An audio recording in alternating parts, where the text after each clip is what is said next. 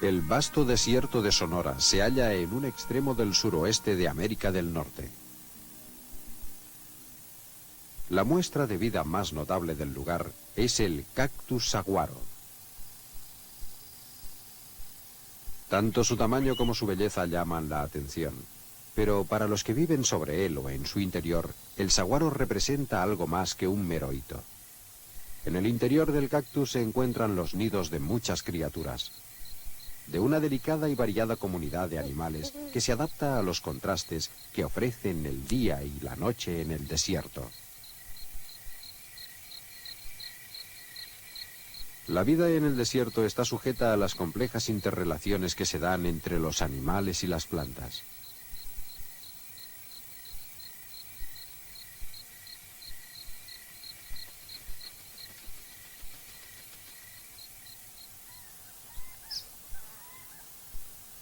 Esta impresionante figura, alta y erguida, es el saguaro, el centinela del desierto.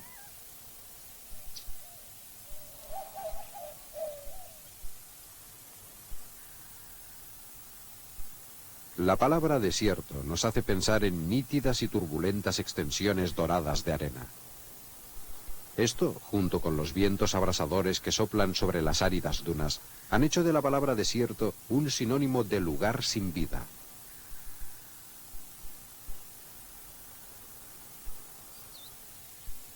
El desierto de Sonora es cálido y seco, sin embargo, no carece de vida. Es algo parecido a un bosque, poblado por unos árboles muy poco comunes. Para muchos, la figura del cactus saguaro es la encarnación del oeste americano. El saguaro, que crece desde la mitad sur de Arizona hasta México, da origen a la cuestión de si el desierto carece o no de vida. Este cactus, a veces de 15 metros de altura y 10 toneladas de peso, pertenece a la especie más grande de la familia de los cactus de Estados Unidos. Este cactus gigante proporciona, de distintas maneras, todo lo que una amplia especie de seres vivos del desierto necesita para sobrevivir. El pájaro carpintero dorado construye su nido sobre él, al igual que la lechuza. Incluso un saguaro muerto, erguido gracias a los pilares de madera enrejados que se forman en su interior, es un buen refugio contra las adversidades del medio ambiente. Una rata se protege del calor. En la parte inferior, en el entramado de raíces, una serpiente cascabel va en busca de alimento.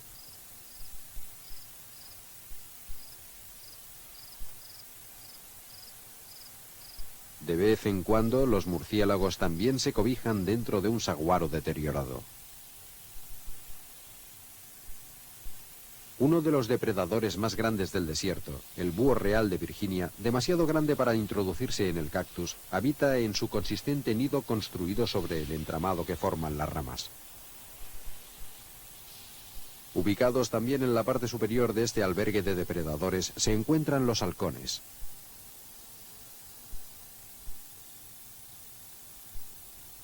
El halcón ratonero de Harris construye su nido únicamente sobre las ramas de los saguaros más altos del desierto.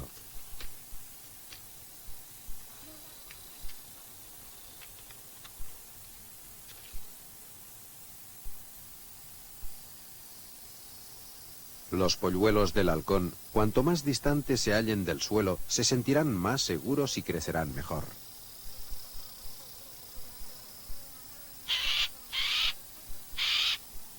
El halcón ratonero de Harris es la única ave rapaz que vive en una sociedad de cooperación. Hasta 7 halcones, todos procedentes de la misma familia, habitan en la misma zona y suelen cazar juntos.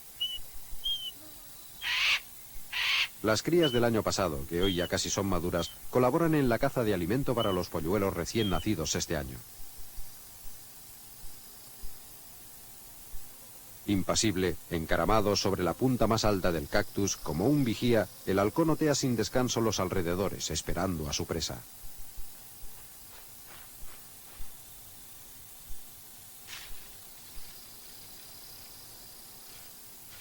El conejo, el alimento primordial de la dieta del halcón, es demasiado pesado para elevarlo por los aires, y el halcón lo arrastra hasta que encuentra un lugar en la sombra donde depositarlo. Después de haberse comido toda la carne, recoge la carcasa y la traslada al nido para sus polluelos. Mientras otros halcones de la numerosa familia colaboran en la caza, los padres son los únicos que se ocupan de la nutrición de sus crías. La hembra trocea el alimento y lo distribuye en partes iguales entre sus polluelos.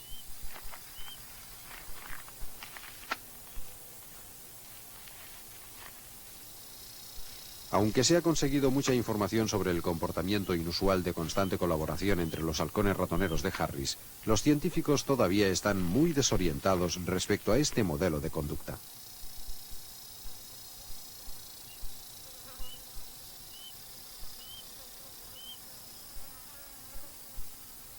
Apiñados sobre la punta del cactus caben 4 halcones. Quizá esta es la única forma en que pueden posarse sobre el cactus los dos a la vez.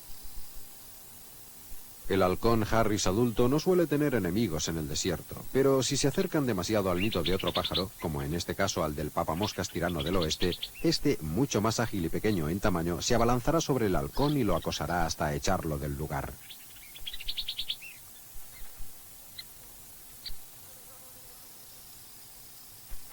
El halcón es el amo del cielo durante el día, pero la noche pertenece a otra gigante ave rapaz.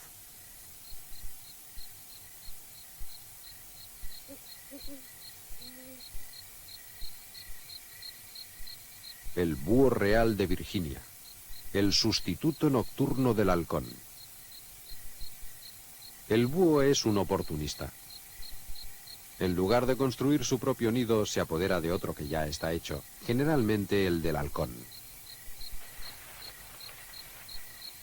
El búho se alimenta mayormente de ratas y mamíferos roedores, y como el halcón, también caza conejos.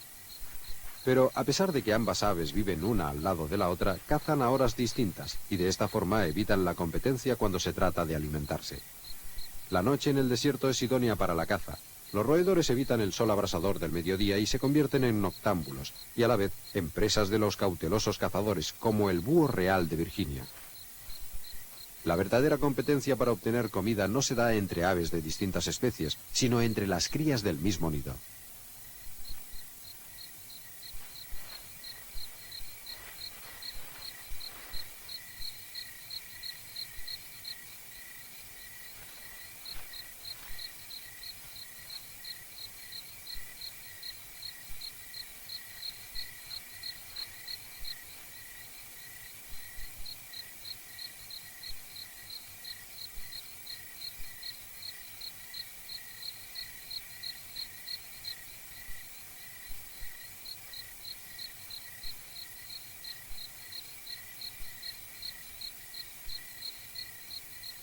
Aunque este polluelo ha saciado su hambre, su padre, vigía permanente, sabe perfectamente que su tarea no ha finalizado y desaparece en la noche en busca de más alimento. El pájaro carpintero perfora la materia blanda de la única capa de protección del cactus saguaro, donde anida el búho enano, uno de los más pequeños del mundo. Los adultos solo miden 15 centímetros y medio y los más jóvenes encuentran mucho espacio y cobijo en los nidos abandonados. El búho enano, el ave rapaz más numerosa del desierto, se alimenta de insectos y polillas. Como la mayoría de los búhos, cazan por la noche y duermen durante el día.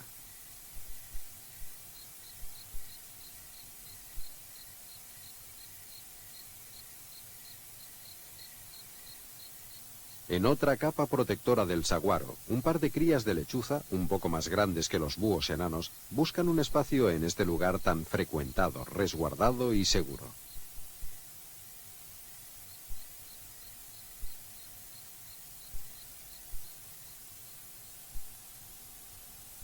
Los adultos prefieren evitar el estado de confinio y salen a hacer la siesta al porche.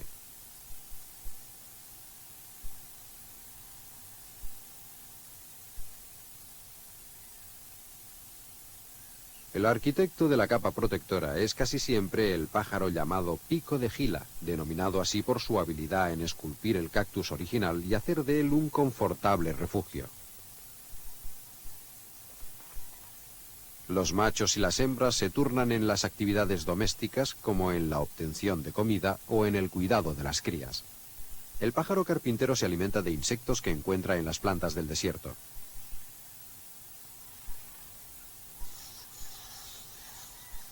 La hembra, de regreso de la caza, releva al macho. El pájaro carpintero no cubre su nido, pues el interior despejado del recoveco del cactus es suficientemente cómodo para él. El nido de este pájaro carpintero parece estar a salvo de los intrusos, pero este no es el caso.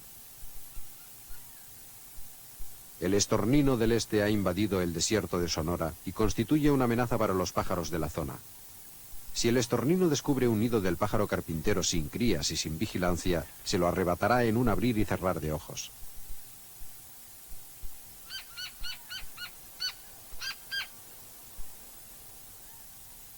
El imprudente pájaro carpintero, al haber abandonado su nido solo un momento, se quedará sin hogar. El pájaro carpintero suele construir 3 o 4 nidos para poder criar a sus polluelos con tranquilidad. El estornino se rige básicamente por la ley de la apropiación. Esta abundancia de agujeros parece bastante absurda, ya que muchos de ellos no son suficientemente profundos. Pero cualquier agujero, por pequeño que sea, se convertirá en la casa de algún animal, como la de estos gorriones.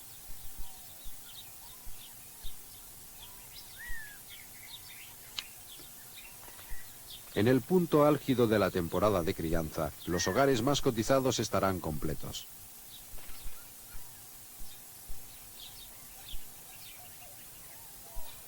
El pájaro llamado chochín, que habita en el cactus, no se fía de los nidos construidos por otros y construye el suyo propio, formado con hierba y cubierto de plumas que protegen a las crías del frío y del calor. El imponente cactus es el refugio perfecto contra los depredadores.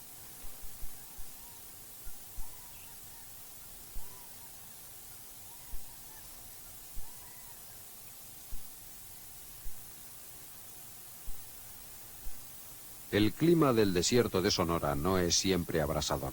La nieve, no muy frecuente, tampoco es inusual. El invierno en la tierra de Sonora es muy corto.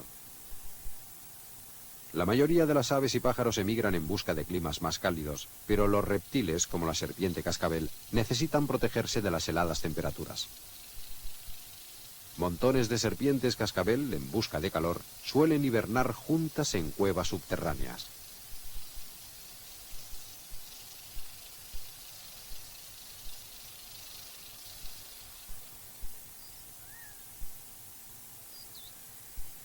Pero la primavera no tarda en llegar. El primer rayo de sol despierta a los dormilones, a la serpiente cascabel de manchas romboides y a la iguana, dándoles calor.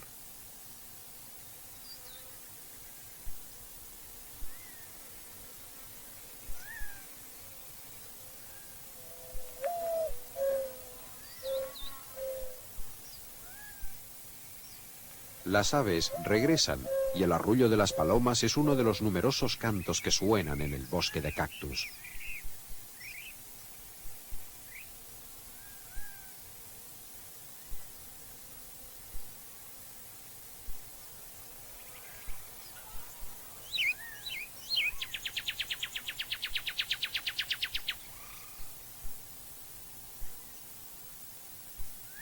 El invierno ha proporcionado agua y humedad al desierto, y la primavera ha convertido el inhóspito paisaje en una alfombra florida.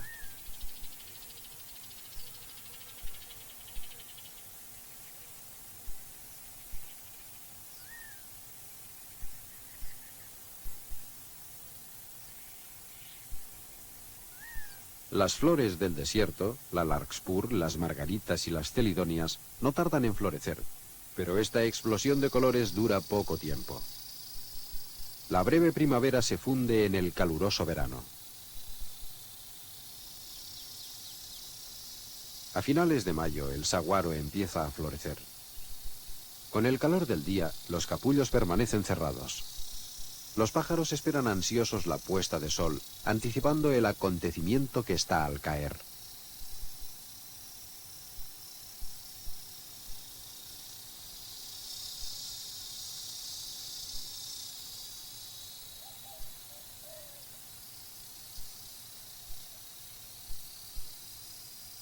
Después, durante el crepúsculo, se cumple el milagro.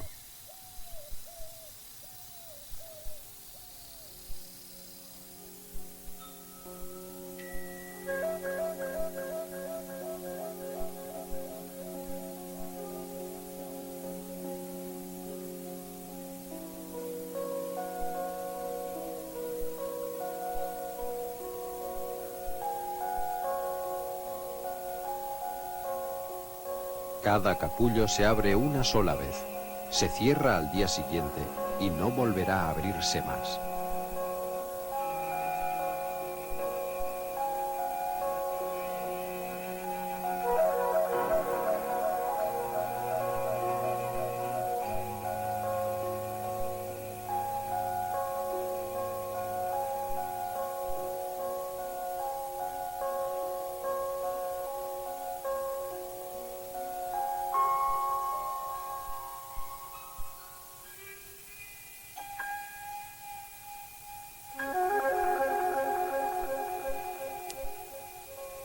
Las criaturas nocturnas se apresuran a aprovecharse de esta abundancia.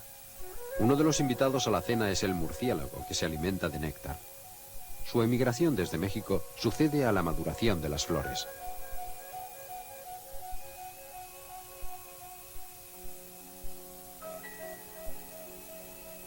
Sus largos hocicos y su lengua son perfectos para absorber el néctar de lo más hondo de los capullos en flor. A la vez que se alimentan, se llevan con ellos el polvillo del polen hasta el siguiente saguaro, y de esta forma van polinizando los cactus.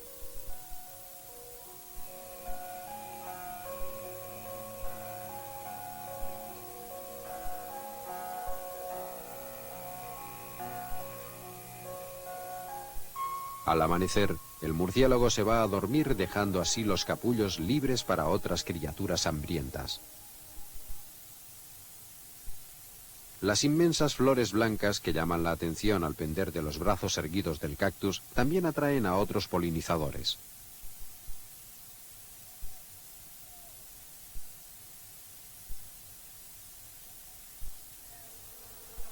Las abejas, buscando el dulce néctar, se adentran en los capullos revolcándose en el polen rico en proteínas.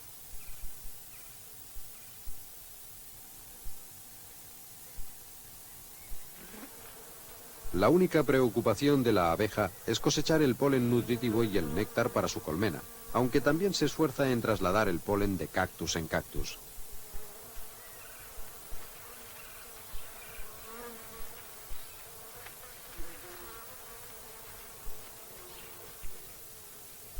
Gracias a una lente especial, observamos a esta abeja visitando el interior del saguaro.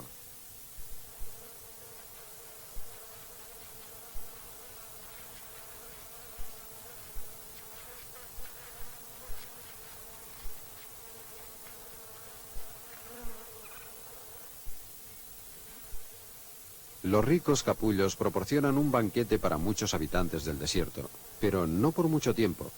Los pájaros tienen que ser rápidos y aprovecharse del regalo divino.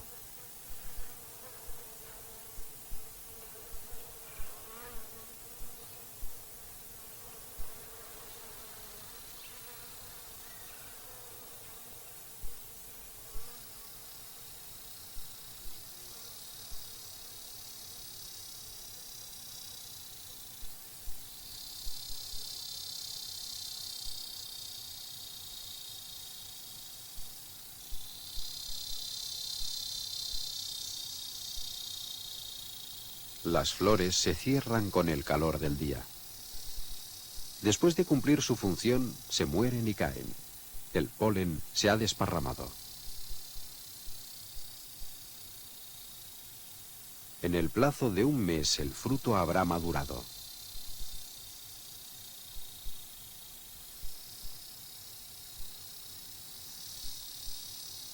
A medida que crece el calor, los animales del desierto realizan sus actividades únicamente durante las primeras horas del amanecer.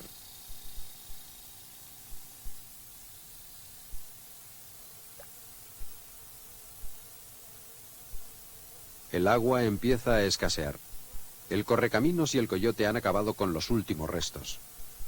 Las pocas charcas menguantes que quedan están rebosantes de actividad.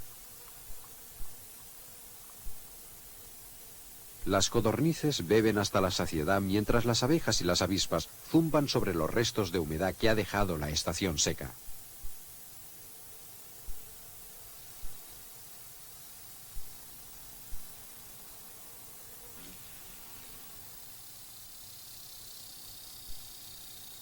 Finalmente el sol se impone. El desierto se marchita debido al calor. Pero la vida, o la lucha por la vida, continúa.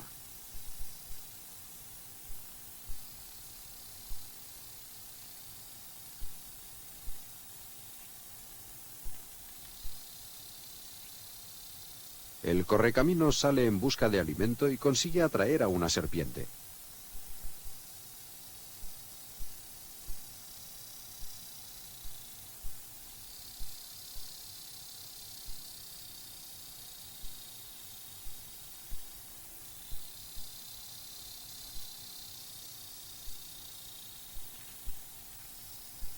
El correcaminos es experto en la caza de serpientes. Dispone de una gran velocidad y todo tipo de estrategias para distraer y confundir a la serpiente hasta agotarla. Esta técnica, además de funcionar para estos reptiles no venenosos, también es eficaz contra la serpiente cascabel.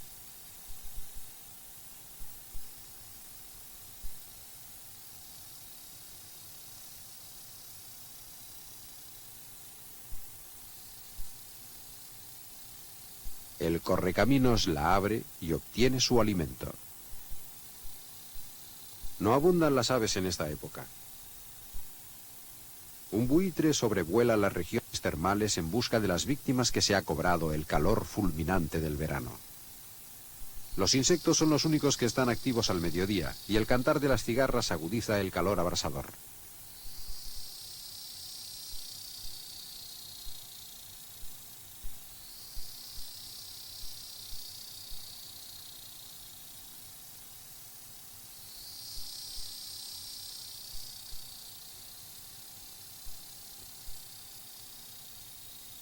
Las temperaturas de verano alcanzan por lo menos los 46 grados.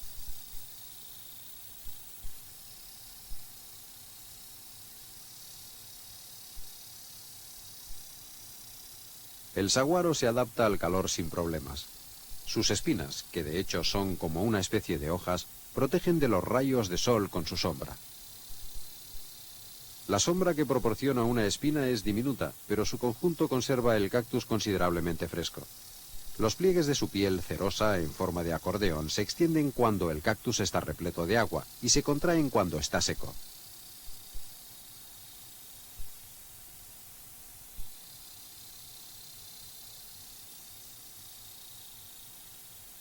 A simple vista el aspecto de la piel es suave y nítido, pero mediante la ayuda de un microscopio se puede observar su verdadera textura. Por la noche se abren sus pequeños poros, llamados estomas. Estos ayudan al cactus a respirar de forma que se produzca la fotosíntesis y se forme el nuevo tejido. Este proceso tiene lugar sobre la superficie del cactus cuando éste carece de hojas verdes.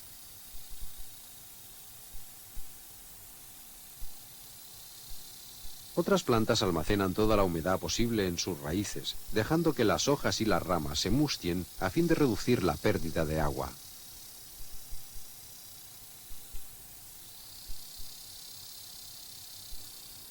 Los animales también se adaptan a estas duras condiciones. El conejo del desierto sobrevive a base de semillas secas. Sus orejas congestionadas ayudan a mantener su cuerpo fresco mediante la distribución del exceso de calor.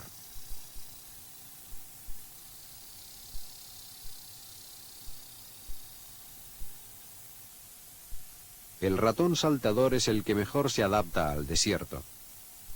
Sus riñones funcionan a la perfección, por lo cual el roedor no necesita beber agua. De las semillas que come para sobrevivir, absorbe toda la humedad necesaria.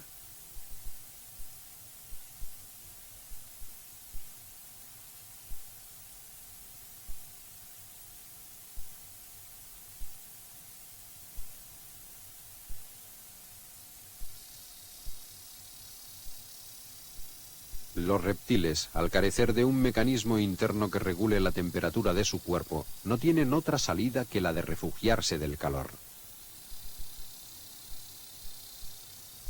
Los halcones y otras aves disponen de diferentes métodos para enfrentarse al calor. Mientras los adultos son capaces de salir volando en busca de sombra, los polluelos, confinados en su nido sobre el cactus, recurren a la respiración para refrescarse.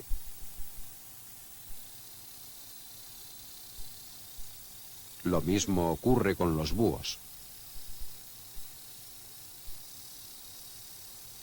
A diferencia de estos, aquellos que viven en el interior del saguaro son más afortunados. El 90% del cactus se compone de agua, que lo aísla del calor, y de esta forma conserva el nido 10 grados más fresco que en el exterior. Por la noche, el calor absorbido durante el día calienta el nido, compensando así el frío de la madrugada.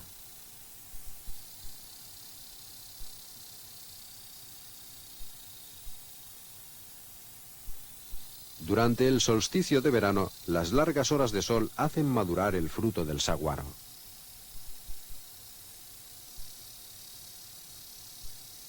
Algunos pájaros esperan con inquietud el banquete inminente.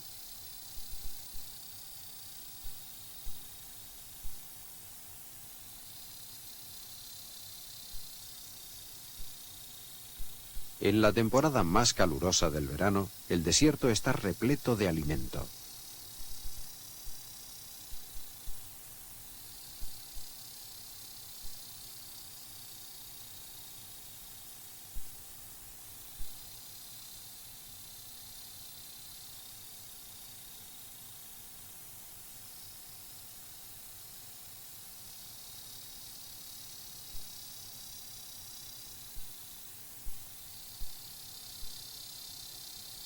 La fruta del saguaro se abre de par en par, descubriendo su interior rojo y bulboso, muy nutritivo y lleno de semillas.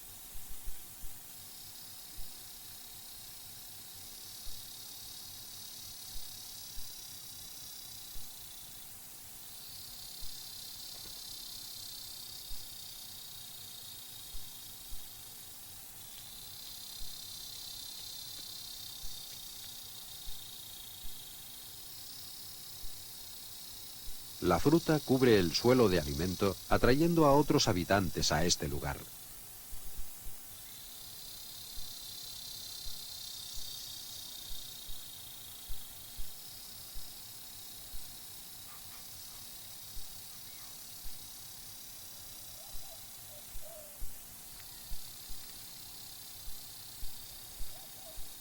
Los pecarís de collar o javelinas sacian su hambre a base de la fruta del cactus. Otros animales también gozan del corto periodo de abundancia.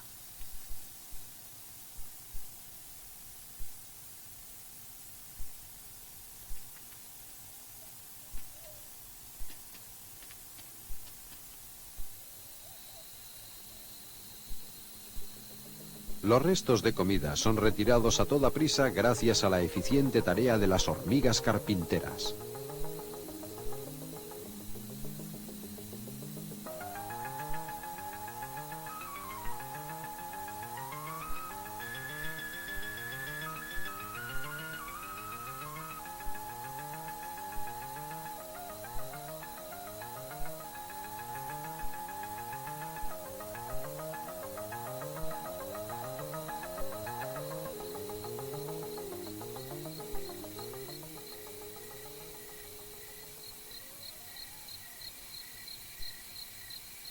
Cada cactus produce 100 frutos por estación, y cada uno de ellos contiene alrededor de 2.200 semillas.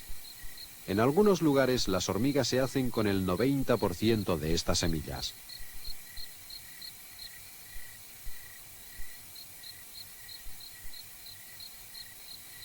La fruta no es el único alimento disponible en esta época. También existen aquellos que vienen a comerse a los que a su vez están comiendo. El lagarto cornudo casi no ha de desplazarse. Su cena está caminando enfrente de él.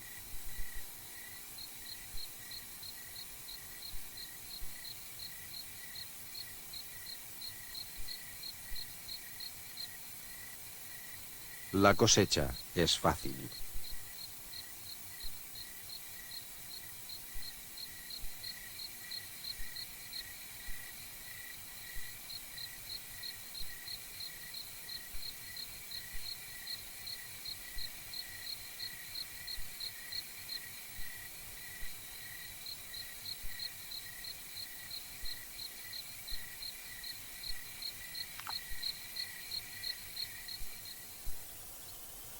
El esplendor del verano proporciona alimento a los habitantes del desierto y a la vez la seguridad de que las semillas del saguaro se extenderán por todo el ancho del desierto. Esta fruta también es conocida por otros residentes de la zona.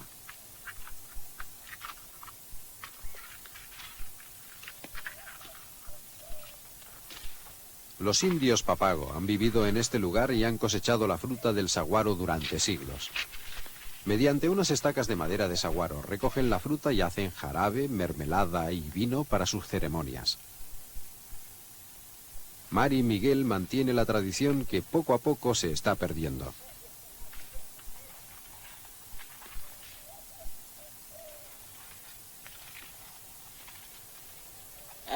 Recuerdo que cuando era niña mi abuela solía salir a recoger la fruta del saguaro. Las recogíamos, las partíamos y las poníamos en un cubo. Y cogíamos las secas y las mezclábamos. Y cuando en el cubo no cabían más, lo llevábamos a casa. Lo llenábamos de agua y una vez que estaban en remojo lo mezclábamos todo. Exprimíamos las semillas, las hervíamos y luego lo colábamos todo.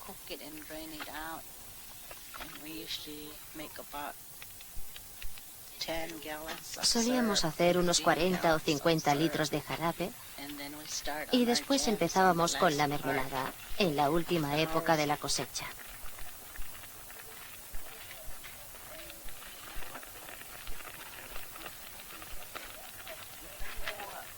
Según una antigua tradición de los papago, el final de la cosecha anuncia el principio de las lluvias.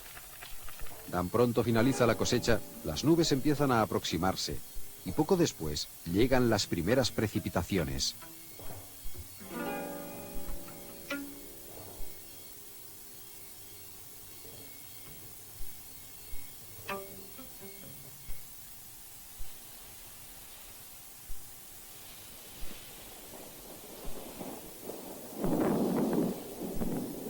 A principios de julio, los climas tropicales arrastran el aire húmedo hacia el desierto y traen la lluvia.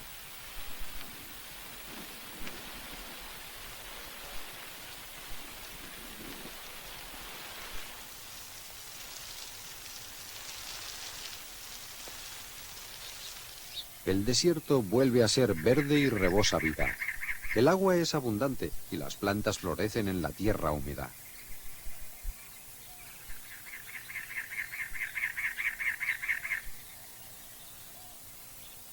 Aquellas pocas semillas de cactus afortunadas que han sido depositadas debajo de alguna planta protectora empezarán a crecer.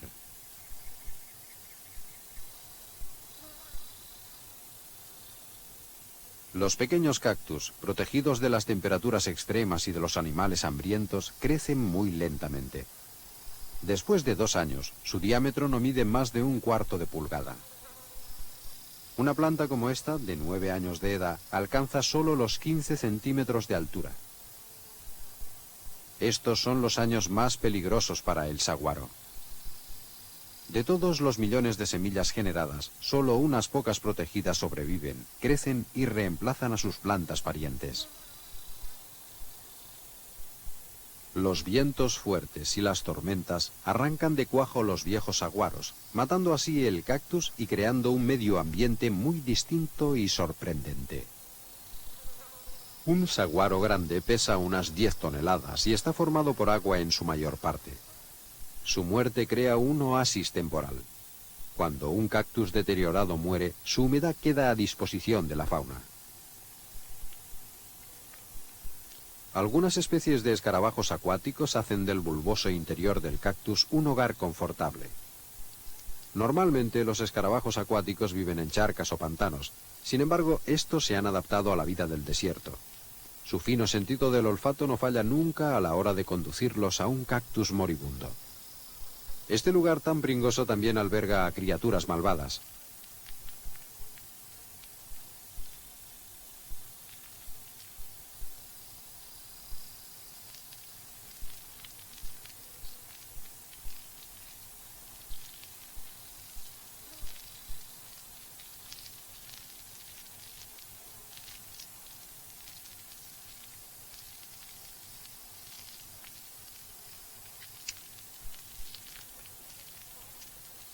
El escarabajo de Whistler es el depredador local.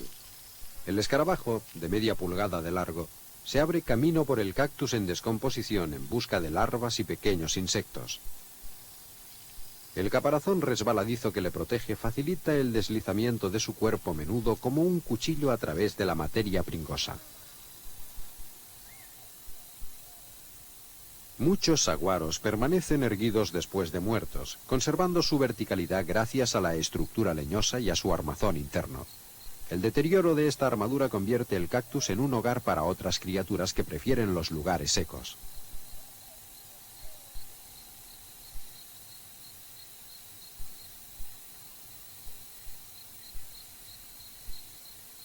La araña viuda negra prefiere la oscuridad de los huecos de un saguaro muerto para tejer su tela, esperar a la presa y poner sus huevos.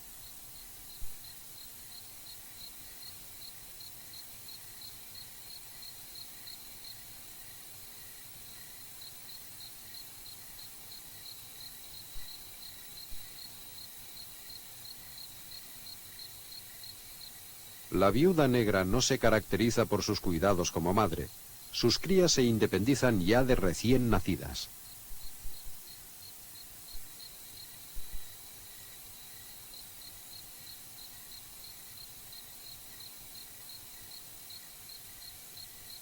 Estas se desplazan hasta la punta de una rama y forman un hilo de seda que procede de su glándula sedosa. De esta forma, la mínima brisa sacude y empuja a golpes de viento a las crías de araña y las catapulta hacia su propio destino. Este fenómeno es conocido con la expresión vuelo en globo. En el mismo lugar se alberga el ratón del cactus, que anida en el centro del saguaro muerto.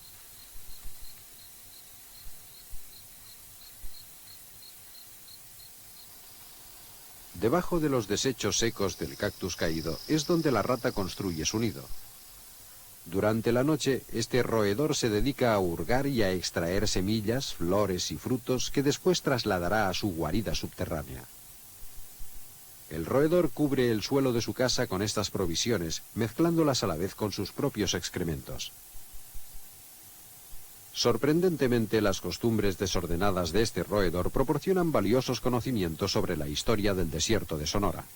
El doctor Tom Van de Vender, un científico del Museo del Desierto de Sonora de Arizona, está buscando pistas sobre el pasado de este desierto analizando los montones de desechos conocidos por estercoleros, partiendo del análisis de los nidos antiguos de estas ratas.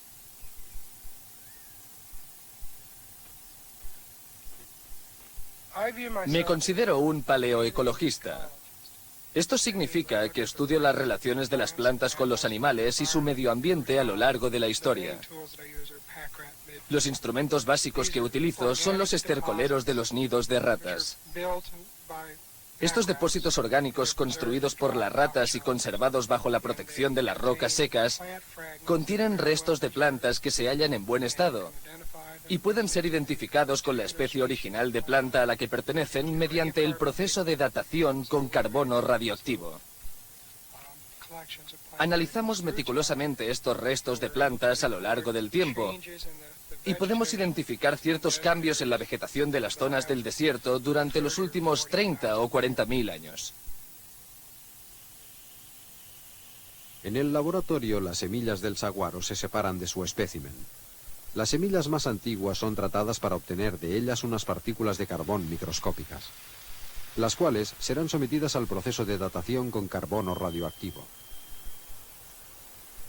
El ordenador con toda exactitud indica al Dr. Van de Vender que este espécimen data de 6.624 años atrás. Ha calculado que el saguaro apareció en la Tierra por primera vez hace unos 10.000 años, poco después de la era glacial.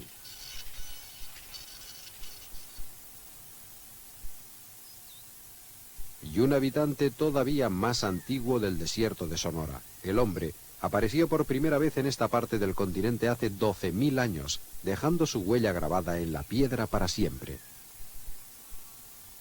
Los primeros en instalarse en la zona fueron la tribu prehistórica Hohokam y los indios Papago.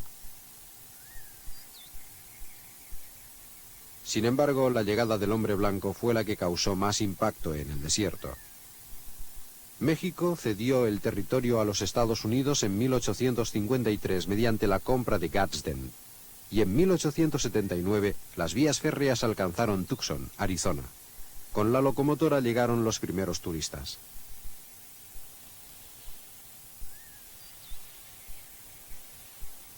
Algunos cactus saguaro, hoy todavía vivos, pueden dar testimonio de la prosperidad del antiguo oeste.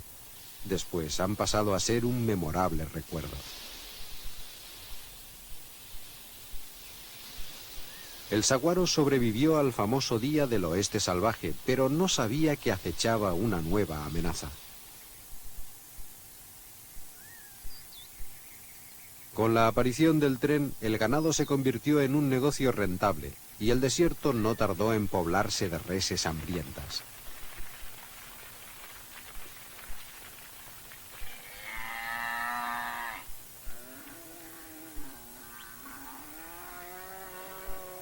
El exceso de pasto ha constituido uno de los peligros más acuciantes al que se ha enfrentado el bosque de saguaro.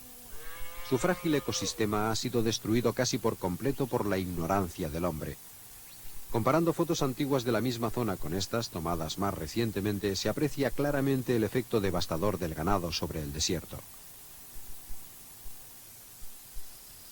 En 1932, el gobierno de los Estados Unidos, temeroso de que este medio ambiente tan valioso fuera aniquilado para siempre, cercó el territorio y lo declaró Monumento Nacional del Saguaro, con la esperanza de conservar esta parte del desierto, su fauna y su flora, para las generaciones futuras.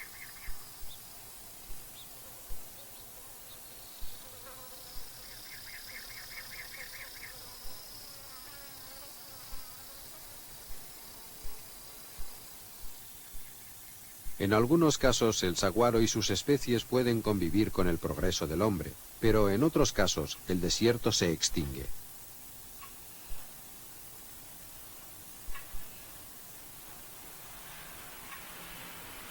Hoy, el hombre sigue poblando el desierto. A medida que crece la popularidad del Sun Belt, crecen también los pueblos y ciudades en el desierto. Los solares están en auge y el saguaro se ha quedado arrinconado en esta expansión. En algunos terrenos de urbanización, los cactus amenazados llegan a salvarse. Por uno tan grande como este, un vivero de plantas puede ofrecer $500, aunque transportar una planta erizada de 6 metros con espinas punzantes es una tarea muy delicada.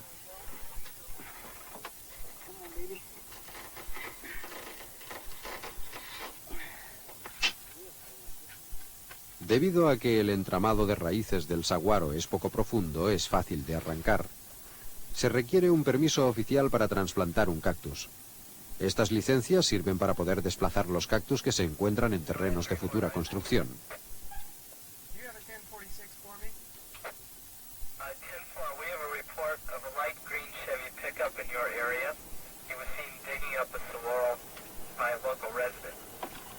Ken Bolton, del Departamento de Agricultura y Horticultura de Arizona, es conocido como el sheriff de los cactus. Ken se dedica a hacer cumplir las estrictas leyes contra la extracción ilegal de cactus saguaro.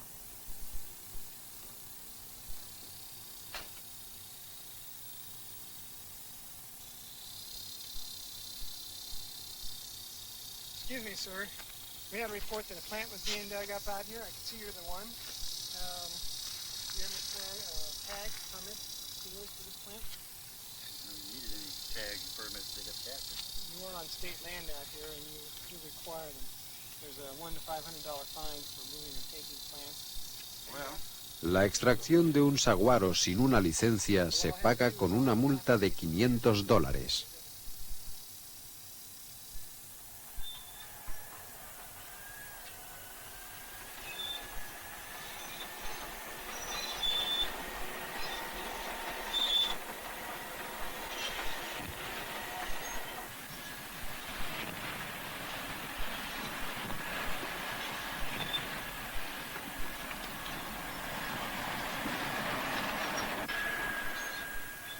Paradójicamente, el saguaro no es más que un obstáculo del que uno tiene que deshacerse. Por la causa del progreso, la excavadora toma la decisión final.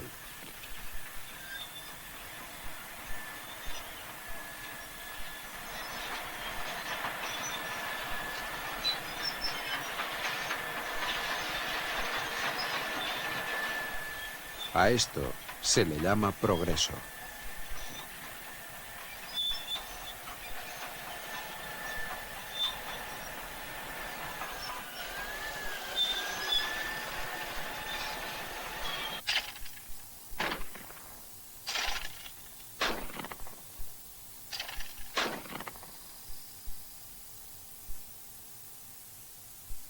A veces el cactus es destruido por partes. Nadie lo tiene en cuenta, es como si no existiera. El plomo es tan letal para el saguaro como la pala de una excavadora.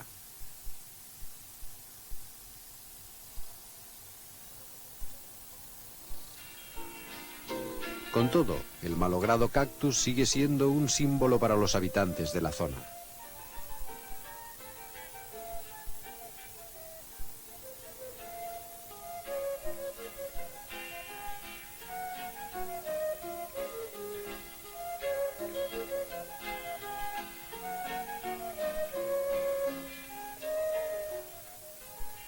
Los invernaderos cultivan saguaros en condiciones de control ambiental con un éxito esplendoroso. En el desierto, solo 1 de cada 20 millones de semillas crecerá hasta alcanzar la madurez. En los invernaderos el 90% de ellos sobreviven. Cada invernadero vende 200.000 saguaros al año.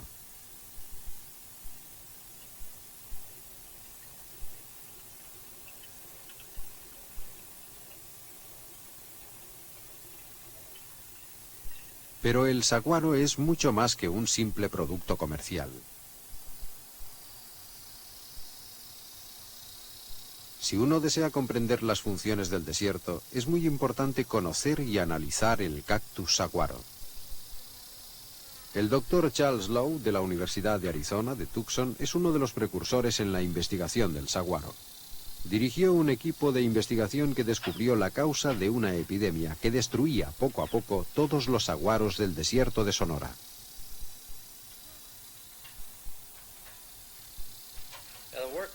El trabajo auténtico de investigación empezó en los años 50, cuando nos percatamos de que lo que verdaderamente destruía al saguaro era el congelamiento y no la enfermedad conocida por necrosis bacteriana. El congelamiento tiene lugar durante el invierno. Las consecuencias de estas heladas no se perciben normalmente hasta pasado un año. Cuando se acerca la primavera, en abril y mayo, cuando aumenta la temperatura y el cactus empieza a gotear un líquido entre marrón y negro, compuesto de una materia bacteriana, que de hecho no es más que una bacteria descompuesta que se deposita en los tejidos muertos y moribundos a causa del congelamiento.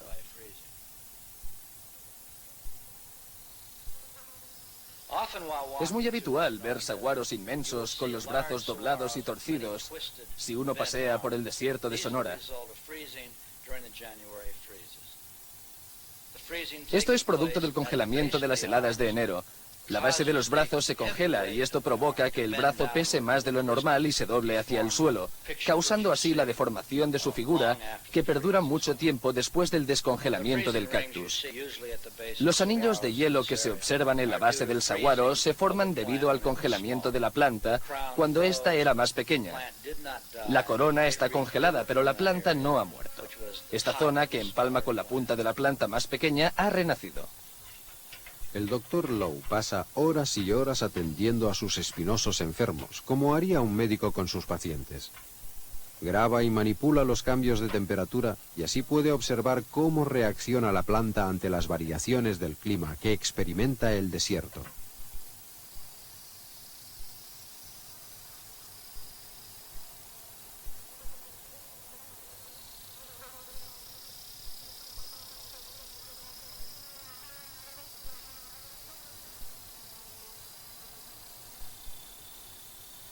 Gracias a los esfuerzos de algunas personas como el Dr. Lowe, cada día aprendemos más cosas sobre esta planta única y su relación con el medio ambiente tan vulnerable que le rodea.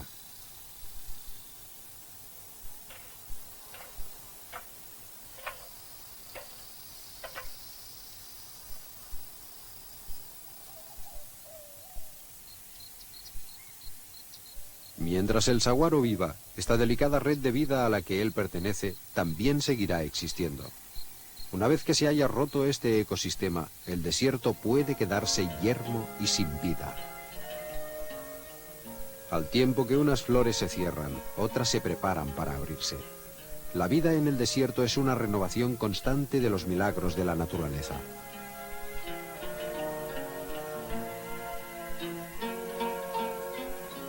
El cactus saguaro, erguido como un centinela, representa más que un símbolo para los habitantes del oeste americano. Es el guardián de las futuras generaciones de vida del desierto.